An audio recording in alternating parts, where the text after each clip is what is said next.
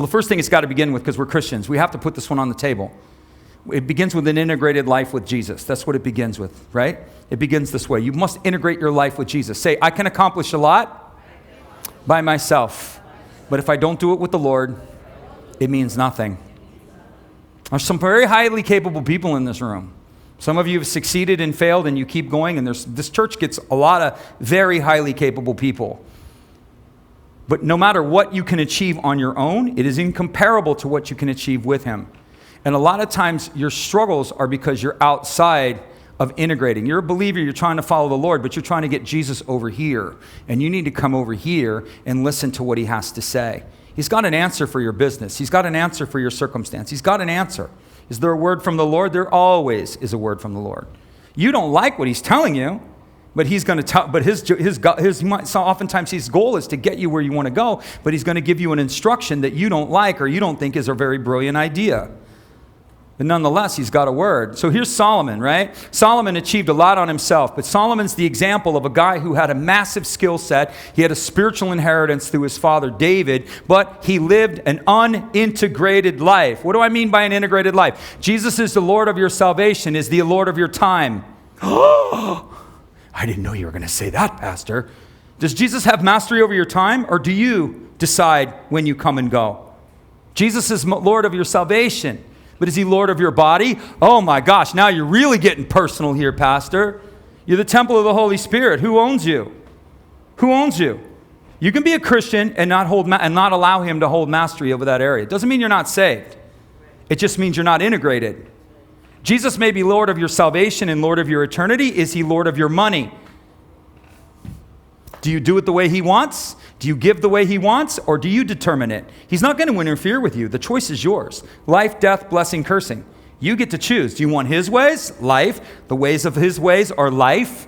Or do you want your ways, which will produce zero? You get to choose. You get to choose. That's what I'm talking about when I mean integrated. Right? And you can apply that. And we got married folk here. I'm married. You can apply that to marriage. You can apply that to your future. No matter what it is it integrated? That's the first thing. Here's Solomon. Watch this. I made myself pools of water. I grew forests of trees. Solomon didn't have a grove, man. The brother had forests of trees, right? I hired male and female servants. Everywhere he went, he had somebody serving him. I watched this show one time. It was Johnny Versace coming into his house. And Johnny Versace's coming into his house. Guy hands him the orange juice. Guy hands him the paper. Guy hands him this. Guy hands him that. He has like 4 people hand him things as he's walking in the door. And then he sits down to eat. And all the food was already on the table. It's like Solomon. Everywhere he went, he had somebody there. He had a guy just standing there to hold a towel. Wherever Solomon went, he probably had a guy holding the towel. Just in case Solomon started to sweat, there'd be a towel guy there ready to jab his head. I mean, he had everything. He had men running before him, clothed in purple, and they'd have gold dust on. And they're brothers. You talking about an entourage? He had these fit-looking dudes come running, and they'd be running before the king's chariot. And they had gold on them. You'd be like, who's coming? Oh, wow. You know what I mean? Talk about a flex. That's a flex, right? He said, I had possessions of herds more than flocks. More than anyone who had been before me, I gathered to myself silver and gold, the treasures of kingdoms and provinces. Figure that one out. I had singers, both men and women. So he's having concerts at the palace, right? Jay-Z's playing the palace tonight with Solomon. It's rap month, it's rock month, it's gospel month, right? Every month he's bringing in people and holding concerts. Oons, oons, oons, oons, oons, oons. He's blowing it up. Watch this one.